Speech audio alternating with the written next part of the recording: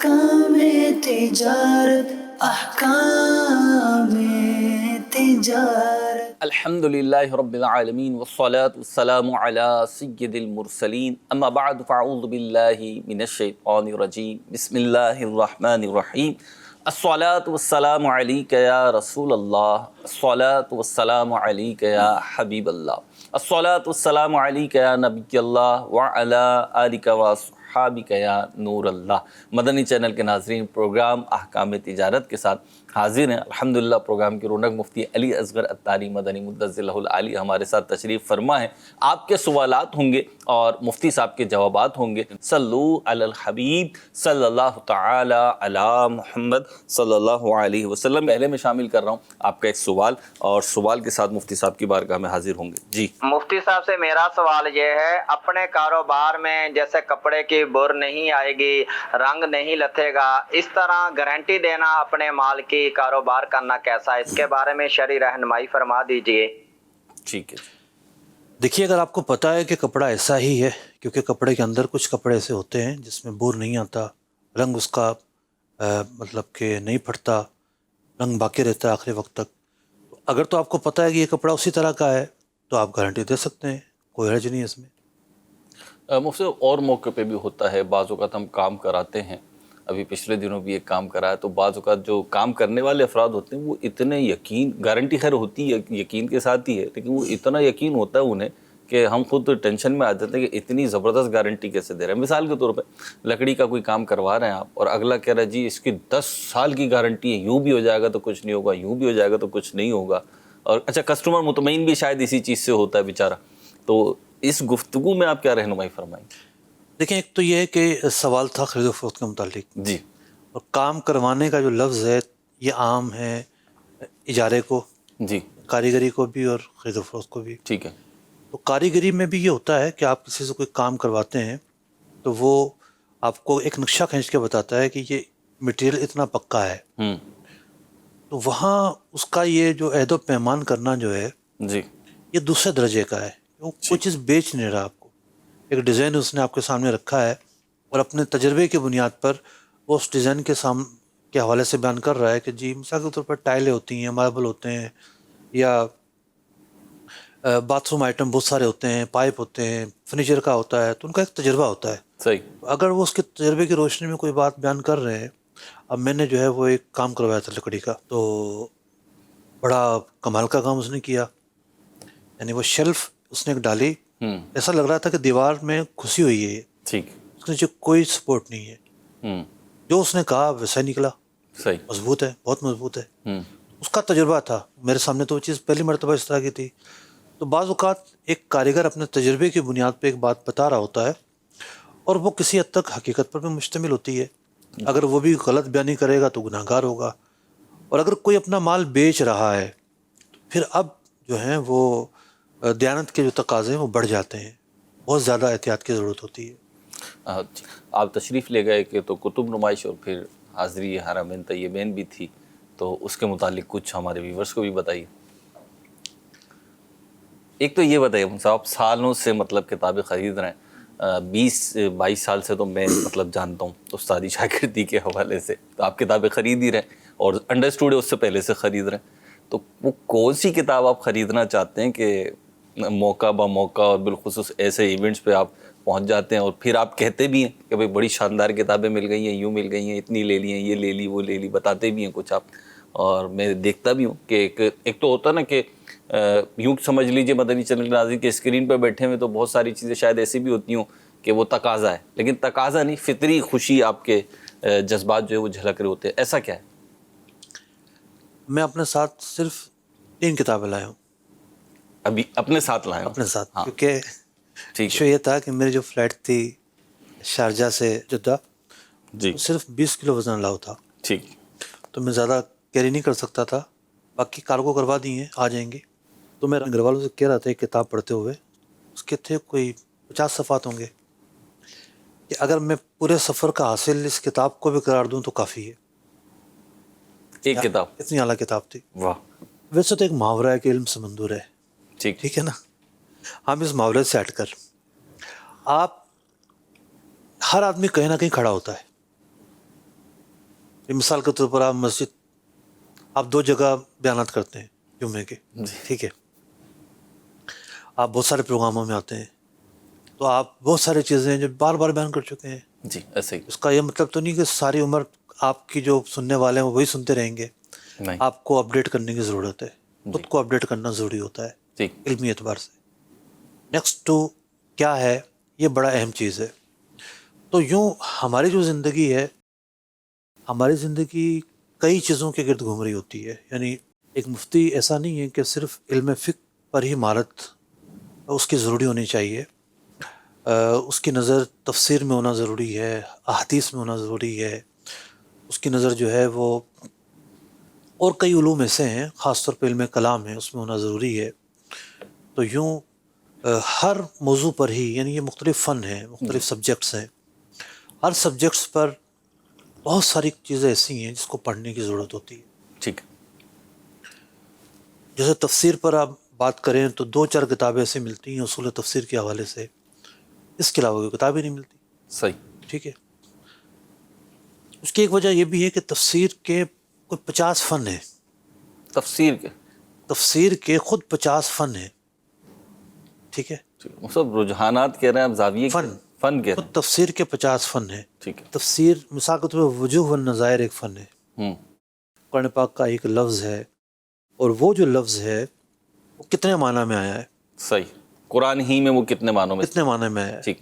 اس فن کا نام ہے وجوہ والنظائر. ٹھیک ہے. اب اس پر درجنوں کتابیں موجود ہیں. صحیح. کہ ایک ہی لفظ مختلف معنوں میں آیا ہو. ٹھیک ہے نا. امام جوزی کی ایک بڑی مشہور کتاب موجود ہے. اس مرتبہ میں گیا تو میری نظر سے ایک اور کتاب گزری، اسی فن پر موجود تھی. یہ تو میں نے ضروری جو 50 فنون ہے اس میں سے ایک فن کی بات عرض کی ہے. ٹھیک ہے. اب اس کے بعد قرات کے الگ ہیں، لغت کے الگ ہیں، اور پھر اصول تفسیر کے مختلف انداز کے الگ ہیں. علم کلام کو اگر ہم لیں تو علم کلام کے اندر قدیم جدید فلسفہ، اور پھر آج کل جو لبرلزم، پھر آج کل جو عصری تقاضے. قدیم کتابیں زیادہ اہم ہوتی ہیں، ہر جدید مسئلے کا حل ان کے اندر موجود ہوتا ہے. ٹھیک. میں جدید مصنفین کو پسند نہیں کرتا. کچھ مصنفین ایسے ہیں عصر حاضر کے جو اللہ رب العزت نے انہیں منتخب فرمایا ہے، علم کی امانت انہیں دی ہے. ٹھیک. لیکن 100 میں سے 5 افراد ہوتے ہیں. صحیح. اکثر جو نئی کتابیں آتی ہیں پی ایچ ڈی کے مقالے ہوتے ہیں. صحیح. پی ایچ ڈی کے مقالے کیا ہوتے ہیں؟ کسی آدمی کا زندگی کا کیا ہوا پہلا علمی کام ہوتا ہے. جی ایسے ہی. وہ خود اس کے اندر جو نا وہ جھول کھا رہا ہوتا ہے، کبھی یہاں جا رہا ہوتا ہے، کبھی وہاں جا رہا ہوتا ہے. ٹھیک ہے نا. پھر اصول کی بات ہوتی ہے، ایک آدمی نے کن اصولوں کے تحت کتاب لکھی ہے. تو آج کل تو ہر آدمی کے اپنے اصول ہیں. تو قدیم جو علماء ہیں ان کا ایسا معاملہ نہیں تھا. ٹھیک. یعنی ایک آدمی اپنی زندگی کا نچوڑ لکھتا تھا کتاب میں. صحیح. ایک آدمی 20 سال 40 سال پڑھا کر ایک کتاب لکھتا تھا. اس کی جو کتاب ہے بات ہی کچھ اور ہوتی. میں نے عرض کیا نا، کل میں نے ایک 50 صفحات کی کتاب پڑھی. 50 صفحات کی کتاب ہوگی، اور اتنی آسان کتاب کہ اگر میں ثانیہ کے طالب علم کو دے دوں وہ بھی فر اسے پڑھ لے. لیکن وہ اتنی شاندار وہ کتاب مجھے لگی کہ میں نے یہ کہا کہ اگر میرے پورے سفر کا حاصل اس کتاب کو قرار دیا جائے تو کافی ہے. وجہ کیا تھی کہ وہ جو مصنف تھے اپنے شہر کے، ملک شام کا ایک شہر ہے، اس کے مفتی اعظم تھے. ماشاءاللہ.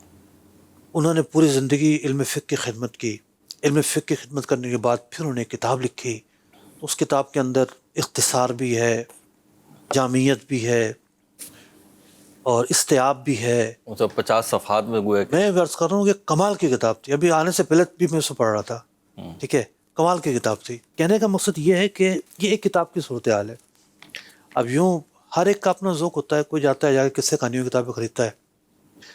ہم کوشش کرتے ہیں کہ جیسی کتابیں خریدیں جو بہت زیادہ ضروری ہے. ٹھیک. مفتی آپ نے ایک بات کہی کہ موضوع تو ہمارا احکام تجارت ہے، اس پہ جائیں گے انشاءاللہ، لیکن دیکھنے والوں کو میں سمجھتا ہوں کہ ایک دلچسپی یہ بھی ہوتی ہے کیونکہ آپ مسائل سارا سال یہاں پہ بیان کر رہے ہیں تو آپ کی شخصیت اور آپ کی جو پیچھے بیک گراؤنڈ ہے اس کو بھی جاننا چاہتے ہیں، اور جو بات آپ ارشاد فرماتے ہیں پھر اس کی وہ وضاحتیں بھی چاہتے ہیں. آپ نے ارشاد فرمایا کہ ابھی کتاب لکھنے والوں کے اعتبار سے کچھ جملے ارشاد فرمائے. میں ایک سوال آپ سے پوچھنا چاہوں گا کہ اس وقت میں دیکھتا ہوں کیونکہ اوپر بھی اور نیچے بھی رابطے تو ہیں، تو بڑوں سے بھی رابطے ہیں، چھوٹے سے بھی رابطے ہیں. ہاں، مصنف بننے کا شوق جو ہے یہ بہت زیادہ دیکھتا ہوں میں. ایون بعض کو تو خود میں نے بھی ان کو کچھ عرض کیا ہے، لیکن ابھی میں آپ سے جواب چاہ رہا ہوں کہ انہیں مصنف بننے کا شوق ہے. تو یہ شوق کیسا؟ دیکھیں، زندگی میں دو چیزیں بعض اوقات جو ہے نا وہ غیر فطرتی آ جاتی ہیں. ایک یہ ہے کہ آپ کے پاس علم ہے، آپ کے پاس فن ہے، آپ پھر بھی انکساری کا مظاہرہ کر رہے ہیں، کتاب نہیں لکھ رہے. ٹھیک. یہ نہیں ہونا چاہیے. صحیح. جس آدمی کو رسوخ اور کسی فن میں ملکہ ہو اسے اپنا علم منتقل کرنا چاہیے. ٹھیک. ایک یہ ہوتا ہے کہ ایک آدمی محض مصنف بننا چاہتا ہے، اس کا بھی طریقہ ہے، بری بات نہیں. مصنف بننے کی لائن میں شامل ہونا بری بات نہیں ہے. ٹھیک، ایک فیلڈ ہے.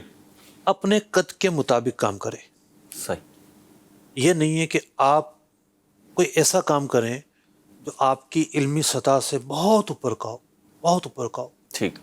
تو اپنے قد کے مطابق کام کریں. صحیح. ماشاء اللہ. یہ بہت ضروری ہے کہ آپ کس چیز میں مہارت ہے، کیونکہ کتابوں کے مختلف انداز ہیں.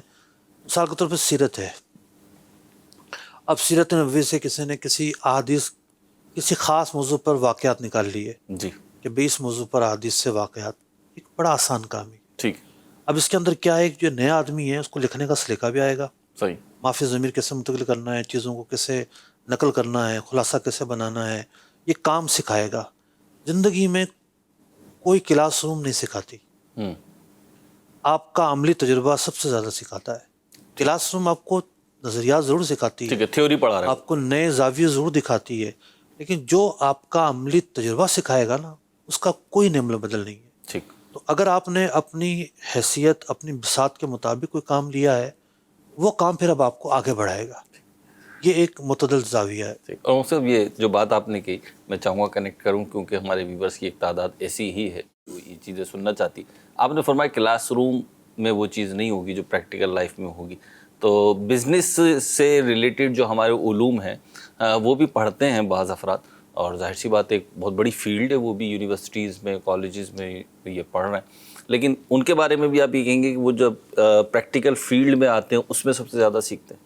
دیکھیے، بزنس کے کتنے ایسے کورسز ہیں جیسے سی اے ہے، ایس ایس سی ہے، جی. اس میں پریکٹیکل کرنا ضروری ہے. ٹھیک. جب تک آپ کسی کمپنی میں جی. عرصے تک جاب نہیں کریں گے، جی. دوران طالب علمی کا وہ عرصہ پورا نہیں ہوگا. جی، وہ سبجیکٹ اس میں شامل ہوتا ہے، شامل ہوتا ہے. ایجوکیشن میں شامل ہونا. اب ہم نے تخصص فی الفقہ والاقتصادیات جو شروع کروایا ہے، جی. اسلامک اکنامکس میں جو اسپیشلائزیشن شروع کروائی ہے، جی. تو ہم نے بھی اپنے طلباء کے لیے انٹرنشپ رکھی ہے ٹھیک. کہ یہ کچھ مہینوں کے لیے مارکیٹ میں جا کے مختلف کمپنیوں میں عملی طور پر کام کریں گے، ٹھیک. تاکہ یہ جو فیلڈ ہے اس کو جانچ سکیں، ٹھیک. سیکھ سکیں. ٹھیک. مصطفیٰ حرمین شریفین حاضری تھوڑا مختصر سا کچھ اگر ہو سکے تو اس کا بھی. حرمین شریف کی حاضری تو مبارک ہوتی ہے. جی. 2 دن ہم لوگ مکہ مکرمہ میں رہے، تقریباً 5 دن مدینہ منورہ میں رہے، اور دونوں ہی جگہوں کی برکتیں حاصل کرنے کی کوشش کی. سبحان اللہ. اللہ تعالیٰ ہمیں بھی بار بار مکہ مدینے کی بعد اب حاضری نصیب فرمائیں. چلیں جی، بڑھتے ہیں. تجربہ بڑا نیا تھا ویسے. اچھا. یہاں سے جناب فون، وہاں سے فون، یہاں سے فون، میل سنتا رہے ہیں، ہماری ملاقات کرا دیں، ہم ملنا چاہتے ہیں. کوئی کسی ملک سے آ رہا ہے تو کسی ملک سے آ رہا ہے. تو ہم نے کبھی ہم تو خود لائن میں لگے ہوئے ہیں ہمیں تو خود نہیں پتا. خیر، حاضری زیارت تو ہو گئی تھی، میری حاضری بھی ہو گئی تھی سنت کی بارگاہ میں. واہ. لیکن ایک یوں سمجھیے کہ اصل مقصود تو نبی اکرم علیہ السلام کی ذات مبارکہ ہے مدینہ منورہ میں. لیکن وہ بیان کیا نا، علماء نے بیان کیا ہے کہ حج کے حوالے سے اللہ رب العزت نے منافع کا ذکر کیا ہے کہ حج میں برکتیں اور منافع ہیں. جی. تو منافع میں علماء اور صالحین کی ملاقات بھی شامل ہے. سبحان اللہ. تو یوں اس سفر میں یہ ہے کہ صالحین سے ملاقات بھی یوں ہو گئی. واہ. چلیں جی، باتیں تو بہت ساری ہیں اور آپ بھی سننا چاہ رہے ہوں گے، میں بھی سننا چاہ رہا ہوں تو لیکن بعض اوقات پروگرام کا فارمیٹ جو ہے وہ ہمیں وہ سیدھا رکھتا ہے کہ جی آپ نے ادھر چلنا ہے تو ادھر پھر چلنا پڑتا ہے اپنے دل کی چاہت کو چھوڑ کر. ابھی ہمارے پاس ایک ویڈیو سوال ہے، وہ شامل سلسلہ کر رہے ہیں. دیکھتے ہیں جی کیا سوال لے کر آئی ہے ہماری ٹیم. جی مفتی صاحب، میں نے آپ سے سوال کرنا تھا کہ بعض اوقات کسٹمر پرچی لے کے آتے ہیں تو ہم انہیں دوائی دے دیتے ہیں، اور بعض اوقات ایسے بھی کسٹمر آتے ہیں جنہیں جو پرچی نہیں لاتے تو ہم انہیں دوائی دے سکتے ہیں یا نہیں دے سکتے؟ ٹھیک ہے جی. اصول تو انٹرنیشنل ہے، یہ اتنا بھی انٹرنیشنل نہیں ہے. فالو کتنا ہوتا ہے وہ ایک الگ بات ہے.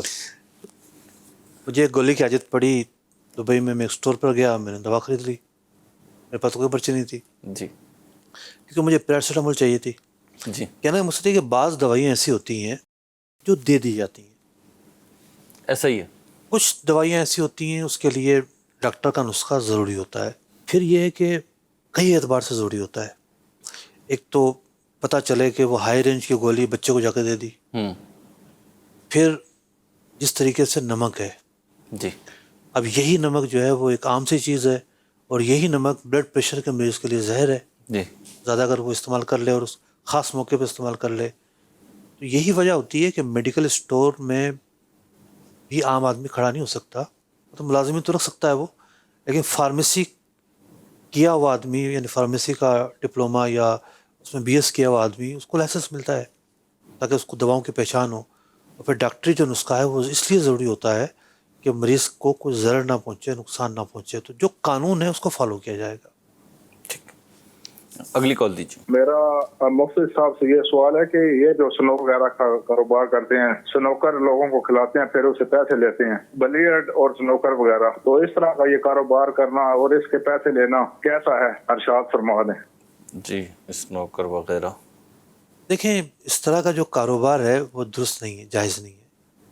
تو اس طرح کی جو چیزیں وہ لہو لائف میں آتی ہیں، اگر کوئی اپنا یہ کہتا ہے کہ جی ترویح قلب کے لیے اور اپنا تھوڑا بہت دل بہلانے کے لیے میں کھیلتا ہوں، عملی طور پر ایسا ہوتا نہیں ہے.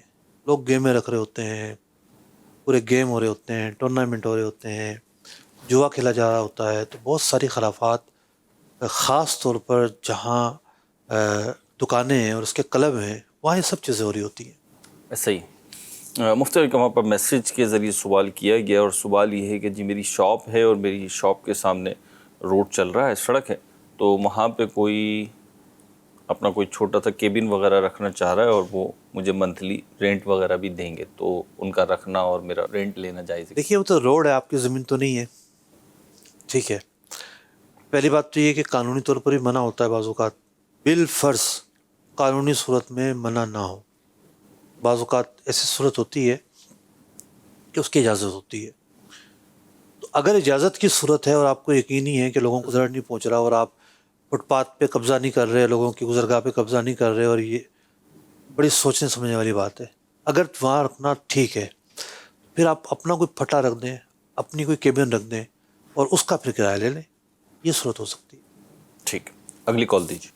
ہماری شاپ سے ایک دکاندار کا ملازم ایک بوری لے گیا، اور یہ پایا تھا کہ تول لینا، اگر وزن پورا 60 کلو ہو تو آپ خریدنا ورنہ چھوڑ دینا. جب میں نماز پڑھنے کے بعد وہاں گیا تو ملازم تول چکے تھے اور مال بھی لگا چکے تھے اپنی دکان میں. جب وزن پوچھا تو 60 کلو انہوں نے پورا بتایا. اب ہم نے دکان کے مالک سے بھاؤ تاؤ کر کے پیسے لیے. تو اس طرح درست ہے.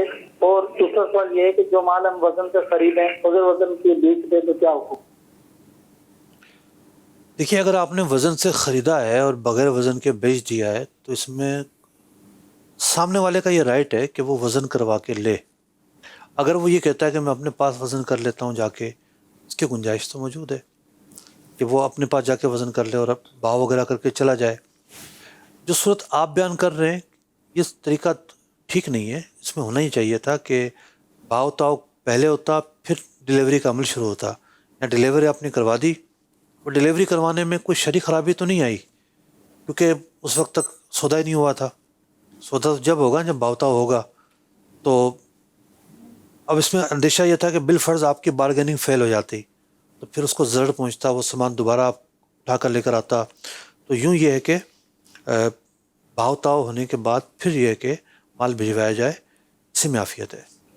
تو مالک ہیں اور ہم سے سوال کر رہے ہیں کہ ایسے کپ، انہوں نے کپ کا کہا ہے لیکن اور بھی چیزیں ہیں جن پہ تصویر وغیرہ پرنٹ ہو سکتی ہے یا کہ لوگ کرواتے ہیں، ان کی خرید و فروخت کرنا کیسا؟ دیکھیے ہر تصویر تو ممنوع نہیں ہوتی. اگر ممنوع تصویر ہے، یعنی جاندار کی تصویر ہے، جاندار کی بھی ویسی جو ممنوع ہوتی ہے، تو پھر یہ کام درست نہیں ہے. درخت کی ہے، کسی پھول کی ہے، کسی بلڈنگ کی ہے، تو کوئی حرج نہیں ہے. مطلب یہ بھی یہاں پہ ایک بات میں یہ بھی عرض کر دوں، جیسے ہمارا ایک کپ ہے تو آج کل چل رہا ہے، لوگ تصویریں بھی بنوا رہے ہیں. اچھا بعض لوگ مقدس کلمات بھی لکھوا لیتے ہیں، تو اس پہ بھی مشورہ ارشاد فرما دیں کہ مقدس کلمات اگر کوئی لکھے ہوئے ہیں، اللہ رسول کا نام لکھا ہوا ہے، محمد لکھا ہوا ہے صلی اللہ علیہ وسلم، میں نے دیکھا ہے مارکیٹ میں ایسا۔ آپ کب کی بات کر رہے ہیں؟ میں گھر میں گیا پچھلے دنوں، لاؤنج کے اندر بہت بڑی آیت لکھوائی ہے انہوں نے، تو بڑی مبارک چیز ہے، آیت تو آیت ہوتی ہے۔ میں نے عرض کیا کہ اب اس کا احترام کیسے ہوگا؟ گھر ہے، بچے بھی کھیلیں گے، چیخیں گے، آوازیں بلند ہوں گی، تو یوں بات چیزیں ایسی ہوتی ہیں کہ اس کے حوالے سے ہم اس کا ادب کتنا کر پائیں گے اس کو سامنے رکھنا ضروری ہے۔ کپ کے اندر تو یہ ہے کہ وہ دھلے گا تو ظاہر بات ہے اس کا دھون باہر آئے گا، تو یہ تو جائز نہیں ہے۔ تو علماء نے قبرستان کے جو کتبے ہوتے ہیں جی اس کے حوالے سے یہ بات لکھی ہوئی ہے، جی ان میں آیات نہ لکھوائے جائیں، اس کی بے ادبی ہوتی ہے، بعض قبرستانوں میں کتے آتے ہیں، پانی جو نا وہ بہتا ہے، تو اس حوالے سے احتیاط کی ضرورت ہے۔ اس ایک شاپ میں نے دیکھی کراچی میں، نام ان کا بڑا مقدس حروف لفظ ہے جو نام ہے ان کی شاپ کا، کاروباری ادارے کا، تو ان کا جو بیگس وغیرہ ہوتے ہیں نا اس پہ میں نے دیکھا ان کا نام نہیں ہوتا، بلکہ انہوں نے اپنی ایک علامت بنائی سر، وہ ڈیزائن وغیرہ تو وہ ڈالتے ہیں وہ، تو مجھے تو بڑا مزہ آیا۔ دیکھیے علم جو ہے نا وہ انسان کو بہت ساری غلطیوں سے بچا لیتا ہے۔ ان کی توجہ تھی، جی انہیں اس بات کا احساس تھا کہ یہ نام مقدس ہے، جی ہمیں چھپوانا نہیں ہے، جی تو یہ توجہ ہر ایک کو نہیں ہوتی، جی یہ توجہ ان لوگوں کو ہوتی ہے جن کے دل میں خوف خدا ہوتا ہے۔ خوف خدا کن کے دلوں میں ہوتا ہے؟ بعض لوگوں کے دلوں میں نو ڈاؤٹ فطرتاً ہوتا ہے، بعض لوگ ایسے ہوتے ہیں جن کو بیٹری چارج کروانے کی ضرورت ہوتی ہے، تو علماء کے پاس اٹھنے بیٹھنے والے، صالحین کی محفل میں بیٹھنے والے، دینی اجتماعات میں شرکت کرنے والے، وہ پھر یہ ہے کہ متوجہ رہتے ہیں اور خوف خدا کا حصول ان کے لیے جاری رہتا ہے۔ ٹھیک، اللہ تعالیٰ ہمیں بھی عطا فرمائے۔ اگلی کال دیجیے۔ پوچھنا یہ تھا کہ میں میڈیکل کا اسٹوڈنٹ ہوں، تو بعض اوقات ایسا ہوتا ہے کہ میڈیکل اسٹور والے ہی کسی مریض آئے، اس کو چیک کیا، چیک کرنے کے بعد اس کو ہی میڈیسن دے دی، اسے اپنی وہ چیک اپ کا پیسہ لیا اور وہ کر دیا۔ حالانکہ ہمارے پاکستان میں اس کا رول یہ ہے کہ ہم ایک باقاعدہ طور پہ MBBS کا ڈاکٹر بنتا ہے، وہ پھر کرتا ہے آگے کام، پھر وہ ایسے چلتا ہے۔ تو کیا یہ ایسا کرنا جائز ہے، ناجائز ہے، یا اس کی کیا صورتحال ہے؟ دیکھیے علماء نے بڑی تفصیل کے ساتھ اس مسئلے کو بیان کیا ہے، اور یہ بیان کیا ہے کہ غیر طبیب کو طب میں ہاتھ ڈالنا جائز نہیں ہے۔ تو اعلیٰ حضرت امام اہل سنت رضی اللہ تعالیٰ عنہ نے ایک مقام پر بہت تفصیل کے ساتھ اس کی جزیات کے ساتھ مسئلہ بیان فرمایا ہے، تو بہت زیادہ اس میں زہر کا پہلو ہوتا ہے، پتہ نہیں ہوتا کیا دوائی ہے، کہ پیچھے سائنس کیا ہے، اس کی کتنی ڈوز دینی ہے، کس طرح دینی ہے۔ یا تو آپ میڈیکل اسٹور والے کی بات کر رہے ہیں، ہمارے ہاں تو اگر گاؤں دیہاتوں کے اندر بعض اوقات جو ہے وہ ایسے لوگ بیٹھے ہوتے ہیں جو بہت کسی خود عطائی ڈاکٹر کے پاس کمپاؤنڈر ہوتے ہیں، کوئی مستند ڈاکٹر کے پاس کمپاؤنڈر پہ نہیں ہوتے، اور وہ پھر آ کے اپنا کلینک کھول کے چلا رہے ہوتے ہیں، وہ ڈاکٹر صاحب کھلوا رہے ہوتے ہیں۔ تو ایسا پیشہ نہیں اپنانا چاہیے۔ لوگوں کی جو جانیں ہیں وہ بہت زیادہ قیمتی ہیں، ان کو ضرر پہنچایا جائے، یہ کیسے جائز ہو سکتا ہے؟ بڑی تکلیف دہ صورتحال ہوتی ہے بعض اوقات۔ اس طریقے کے جو افراد ہوتے ہیں، ظاہر سی بات ہے انہیں ایسا تو بالکل نہیں ہے کہ وہ چارہ بیچتے ہیں، انہیں کچھ نہ کچھ تو معلومات دواؤں کی ہو ہی جاتی ہے۔ اگر 10 پیشنٹ آ رہے ہیں تو 8 نارملی پیشنٹ ہوتے ہیں، نزلہ کھانسی بخار زکام کے، تو اس کی دوائیاں دے دیتے ہیں اور کچھ نہ کچھ فرق بھی پڑ جاتا ہے۔ تو بعض لوگ تو کہہ رہے تو بھائی اس کے ہاتھ میں بڑی شفا ہے، خود مجھے بھی تجربہ یعنی ہوا ہے، میں گیا ہوں تو پھر اٹھ کے واپس آیا ہوں۔ تو اب وہ بیچارے جو لوگ ہیں نا، ہم مطلب وہ بھی کیا کریں، وہ جاتے ہیں ایسے لوگوں کے پاس، ان کی بھی دکان چل رہی ہے، ٹھیک ٹھاک چل رہی ہے۔ اب دیکھیں ہوتا یہ ہے کہ ایک نارمل دوا سے کام چل سکتا ہے، جی اب وہ اٹھا کے اینٹی بایوٹک دے دے گا، جی ٹھیک ہے۔ اب اینٹی بایوٹک کا جب بندہ عادی ہو جائے گا تو عام دوائیں تو اس پہ اثر ہی نہیں کریں گی۔ جی اب اس کی باڈی میں کتنا بڑا نقصان آیا، ایک بڑا نقصان آیا نا۔ جی جی اب ایک مسئلہ تھا، کوئی مجھے یاد نہیں آ رہا صحیح سے، تو مجھے کسی نے کہا کہ میں تو اس کے لیے انجیکشن لگواتا ہوں، ٹھیک ہے۔ تو میں نے کہا انجیکشن کی کیا ضرورت ہے بھائی، آپ کے ہارمونس جو ہیں سارے کے سارے تبدیل ہو جائیں گے۔ ایک عام سا مسئلہ ہے، کوئی خشکی تھی یا کوئی ایسا ایشو تھا، آپ جو عام بیرونی ادویات ہوتی ہیں وہ آپ استعمال کریں آرام سے۔ جی تو یوں بعض اوقات کچھ ایسے مشورے آ جاتے ہیں کہ جو انسان کی باڈی کو نقصان پہنچا رہے ہوتے ہیں۔ ٹھیک، احتیاط کریں اپنی، ہے ہر جگہ ہی ایسا ہی ہے، ڈاکٹرز ہی نہیں اور فیلڈز میں بھی ہے، لیکن جینے کی تمنا ہے تو پہچان تو آپ کو پیدا کرنا پڑے گی، اور ہوش و حواس کے ساتھ جذباتی ہوئے بغیر ان چیزوں پہ غور کریں گے تو انشاءاللہ مل جائے گی. ایک کال دیجیے. جگہ پر کام کرتا ہوں اور کٹنگ کا کام ہے اور وہاں پر جو ہے وہ کپڑا جو ہے وہ کٹنگ کیا جاتا ہے. تو بطور ہیلپر اگر میں کسی کو اپنے ساتھ رکھوں اور اس کا جو اجارہ ہے وہ فیصد پر رکھوں کہ 30% یا 40% یا 20% آپ کو جو ہے وہ ملیں گے، کیونکہ مال کے حساب سے جو رقم ہے وہ اوپر نیچے ہوتی رہتی ہے. تو اس طرح کرنا یہ جائز ہے یا نہیں؟ میرا جو ہیلپر ہے اس کو جو رقم دی جائے گی وہ 10% یا 20% کے اعتبار سے دے سکتے ہیں یا نہیں، یا بطور خاص رقم کا تعین کرنا؟ دیکھیے اب بھی وہاں میں انہوں نے کہا میرا ہیلپر، ان کو جو سیلری مل رہی ہے یہ اس کے فیصد کی بات کر رہے ہیں. جو کام ہو رہا ہے اس کام پر جو پر پیس کے حساب سے پیسے ملنے ہیں اس کی بات کر رہے ہیں. اگر کام پر کوئی اجرت کا حساب ہے کہ بھئی اتنے پیس ہوں گے تو اتنی اجرت دی جائے گی، ٹھیک ہے، تو اس میں پھر فیصد کا کیا مطلب ہے؟ پھر تو نگ کا حساب کلیئر ہے، ٹھیک ہے، فیصد کا لفظ یہاں بولنے کی حاجت ہی نہیں ہے. ٹھیک ہے، تو اب بھی آپ کے مسئلے میں ابہام موجود ہے. ٹھیک ہے. الحمدللہ دارالفتہ اہل سنت تقریباً ہفتے کے 6 دن 10 بجے سے 4 بجے تک تو رابطہ کر سکتے ہیں، رہنمائی لے سکتے ہیں. اللہ پاک ہمیں علم دین سیکھنے، اس پہ عمل پیرا ہونے کی توفیق عطا فرمائے. مدنی چینل دیکھتے رہیے. صلو علی الحبیب صلی اللہ تعالی علی محمد صلی اللہ علیہ وسلم. احکام تجارت، احکام تجارت.